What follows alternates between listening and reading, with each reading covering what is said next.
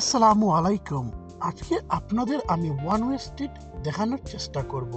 তো আমরা একটি গোল সার্কেলের মধ্যে অ্যারো চিহ্নটা দেখছি। এই সাইনটার নাম কি আপনাদের সেটা আমাকে কমেন্ট করে জানাতে হবে। আর আমি সাইডে দিয়ে দিচ্ছি সাইনটা আপনাদের জন্য ভালো করে দেখার জন্য। তো এখানে ডাবল ইয়েলো লাইন দেয়া আছে রাইট দিকে। তো এই রাইট দিকে যেহেতু ডাবল ইয়েলো লাইন দেওয়া আছে, আমরা সেখানে পার্কিং করব না।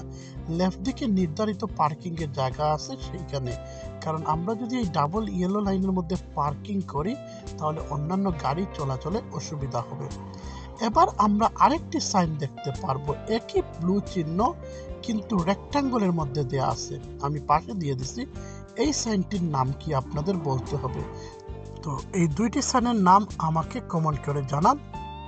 আপনি যদি আপনার driving theory test, life in the UK test অথবা B1 কোর্স নিয়ে স্ট্রাগল করে থাকেন, তাহলে আজই আমাদের অনলাইন ক্লাসে জয়েন করুন।